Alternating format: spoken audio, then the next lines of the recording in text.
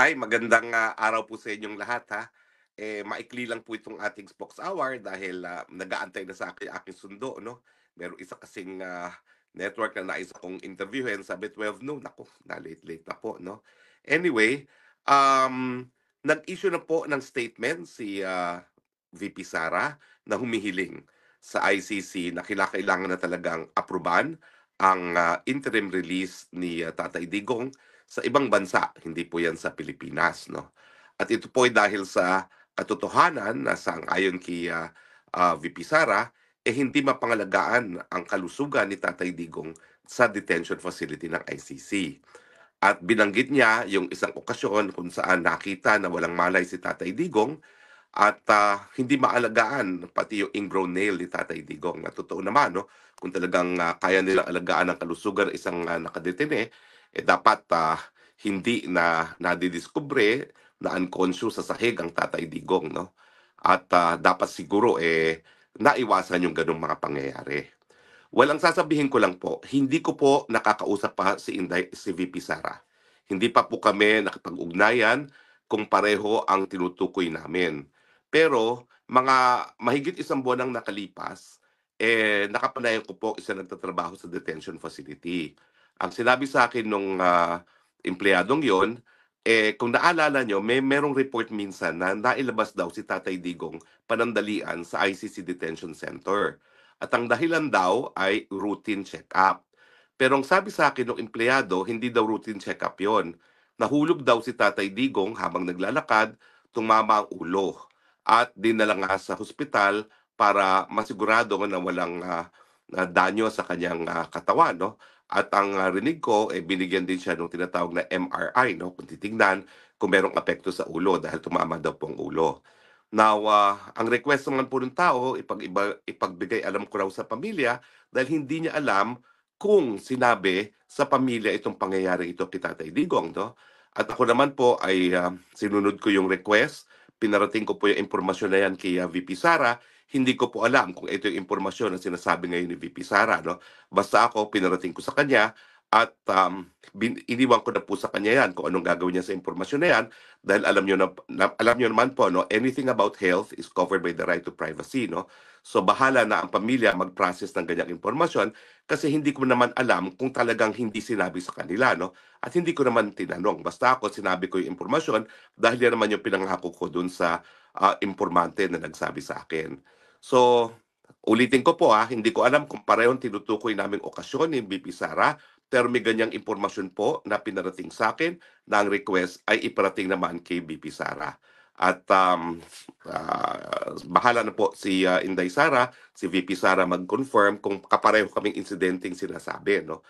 Pero ang malinaw po talaga, kung talaga nangyari ang insidenteng yan, talaga pong bagamat meron silang clinic dyan sa detention facility, hindi po sapat yung clinic na yan para pangalagaan nga po ang kalusugan ni Tatay Digong. In fact, gaya na aking sinabi sa aking title, mukhang banta po sa kalusugan ni Tatay Digong ang pananatili sa detention facility. No?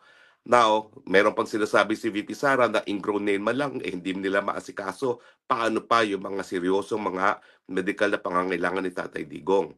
Ang katotohanan po at 80 si Tatay Digong, kinakailangan na talaga ng 24-hour assistance, no? Kinakailangan na ako hindi full-time nurse, caregiver. Kasi ako naman po, nag-alaga rin ako ng mga magulang ko, ng aking tiya na matandang dalaga. Talaga naman po when they hit 80, meron akong isang midwife na talagang nag-aalaga sa kanila. One at a time lang naman po dahil hindi naman sila sabay-sabay na naging nagkakasakit at nagiging bedridden. Pero lahat po ng inalagaan ko dumaan sa punto talaga na kinakailangan ng full-time caregiver. At yan po siguro ngayon ang hinihingi ni VP Sara doon sa kanyang panawagan na kinakailangan na talagang bigyan siya ng interim release dahil sa interim release, at least makakakuha sila ng full-time caregiver, nurse or midwife, pero yung susubaybay kay Tatay Digong at masisiguro na hindi naman siya matutumba at mawawalan ng malay sa sahig. No? But in any case, sana nga po, pagdasal natin na matuloy na yung interim release. Ang aking paninindigan po ay wala na pong balakid para sa interim release dahil nauna nang nagsabing hukuman na he is unfit to stand trial. If he is already unfit to stand trial, ano pang gagawin niya sa kulungan? No? That would amount naman po to cruel and unusual punishment dahil siya ikukulong na hindi pa napapatunayang nagkakasala. So importante po talaga para mabigyan ng respeto ang karapatang pantao ni Tatay Digong sa kalayaan at yung presumption of innocence na talagang palayain na siya. Pero mga kaibigan ha, mag-ingat po tayo. Ang dami-daming fake news dito sa Dahig, no? May fake news po na kumalat, na di umano, ako daw po ay dahilan para magkawatak-watak ang mga Pilipino.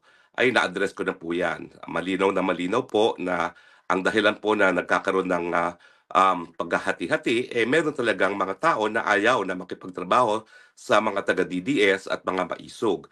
Ako naman po, ginawa ko lahat para sila ay mapagkaisa, pero nung hindi po talaga po pwede mapagkaisa, pumanig ako doon sa DDS at saka sa Maisog. Bakit? Sila naman po talaga ang sa simula't simula supporters na ni Tatay Digong mula pa ng 2016. Daig pa nga nila ako dahil ako naman inaamin ko ako'y hindi DDS noong 2016, no? At sa tingin ko naman unang-una kakilala silang personal ni Tatay Digong. Pangalawa, dapat naman i-recognize natin yung kanilang naging papel sa pagkakahalal kay Tatay Digong na naging dahilan para napakita ni Tatay Digong na po pwede talagang maglingkod sa taong bayan na hindi nagpapayaman. Di gaya ng nakikita natin ngayon dito sa flood control scandal na talagang mga mambabatas, pati ang presidente, ang House Speaker, talaga naman pong tinatrato na negosyo itong gobyerno. No? At ako naman po, kaya naman ako naging supporter ni Tatay Digong dahil nga doon sa nakita ko na katapatan niya at saka yung talagang pagiging honest ni Tatay Digong na hanggang sa huli, nakatira siya sa isang bahay kalapati na aking tinatawag. Na ako mismo ay hindi ko kakayanin yung gano'n. No? So anyway, nagpapasalamat ako dun sa isang celebrity na nag-apologize, nag-public apology. I think that makes her really a a person to be respected, no, na umaamin sa pagkakamali. Pero siyempre medyo hilaw ata yung kanyang apology kasi inaabsulto niya yung mga ibang personalidad na nakita naman natin sa isang video na nagre-rehearse pa kung paano ipapakalat yung fake news tungkol sa akin. No? First time ko naman po nagsasalita tungkol sa akin sa laubin dito, no? Pero hindi naman ako pa pwedeng forever manahimik, no? Dahil kitang-kita naman po na bagamat inaabsulto niya ilang mga personalidad, merong rehearsal sila kung paano nila ako sisiraan sa entablado. Anyway, I leave that to you. I leave everything to God, but I appreciate the public apology, at least from the person na nagsalita sa entablado. Dami rin po itong kumakalat na fake news, napalaya na po si Tatay Digong, wala pa pong ganyang desisyon. Lahat po ng desisyon ay pinapublish po yan sa webpage ng ICC. So kami naman po, ilang beses na po na merong mga lumalabas na balita, hindi namin ini-include sa aking Facebook page hanggang hindi lumalabas mismo sa page ng ICC kasi mahirap na pong makuryente. 80 years old na po si Tatay Digong at maselan lahat ng impormasyon tungkol sa kanya, lalong-lalo na kung ito ay may kinalaman sa kanyang impending kalayaan. Anyway, hindi po ako po pwede magtagal dahil ako ay susunduin na talaga. Siguro po, nagpapasalamat talaga ako sa mga sumusuporta sa atin, yung mga hindi naniniwala sa mga fake news na pinapakalat sa atin, at yung patuloy na nagtatangkilik sa ating Facebook page, sa ating mga iba pang social media outlets dahil bagamat ang dami-dami pong naninira sa atin, nandiyan pa rin ang inyong tiwala.